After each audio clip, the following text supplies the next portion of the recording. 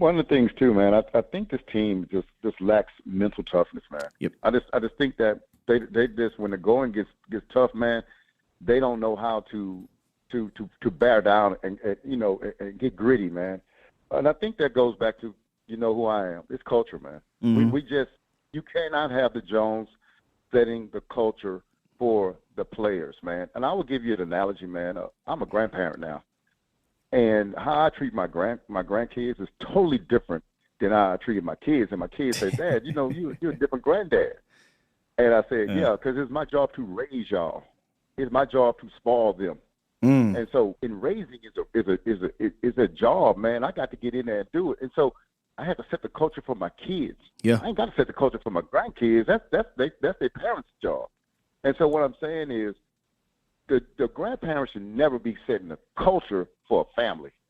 You see what I'm saying? And I see. I love that analogy. They're the grandparents. They're the grandparents. They shouldn't be setting the culture. And so the thing is, that's why you got to get a coach in here, man, that has enough reputation, that has enough clout, that comes in here and they say, no, we're going to him. Dude, 72 years old, I don't care. It's Belichick, man. You got to bring somebody in here to change the culture. You can't change every player. You can actually salvage Dak, but you got to bring somebody where they can look to and say, hey, man, he got it. He's been there. He's the guy. Then this, that, and other. And so, man, I just think that people are underestimating the culture and the change that we need in this organization, man. We got to get somebody to come in here and counteract the Jones. These young guys are not going to be able to do it, man. They're going to fall in play.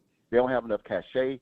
You're ever going to run dead over them. The only two times these coaches have ever changed was Jimmy and Bill. That's the only two times they've ever changed, man. We have to have somebody with a big enough personality to come in here and change this culture. That's all it is to it. And you can salvage some of these players. You ain't got to get rid of all these players.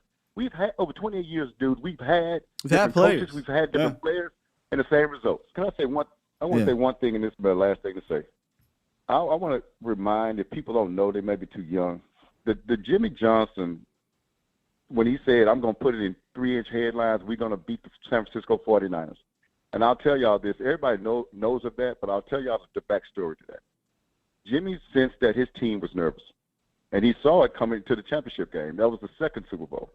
Mm-hmm. Jimmy said, they said, well, why did you do that? He said, man, because I had to take the onus off those guys. He said they were under pressure. They felt the pressure. I could tell during the practice. He said, so what I did is I called up a reporter and said, hey, I got one for you. And he said, what? He said, I'm guaranteeing a victory. We're going to put it in 3-inch headlines. So the next day, all the reporters, nobody went to ask the players anything. All the camera was on Jimmy. Everybody's asking Jimmy, how you going to guarantee? Yeah, I guaranteed it, this, that, and other. And he said the reason why is because I don't play the game. I took all the pressure off those guys and put it dead on me. And guess what? They got to play loose. We ended up going to the Super Bowl, winning the Super Bowl. But that was mental, man, the mental toughness. It's a great the story. Mental know-how. This is why I had to do that. And so what I'm trying to tell you is that yesterday and in 2021, when Mike felt that those guys were nervous, it was up to him to do something, to change it, and he didn't. He went out there and played that game. They played like they were nervous. They played like they had pressure on them. Yeah.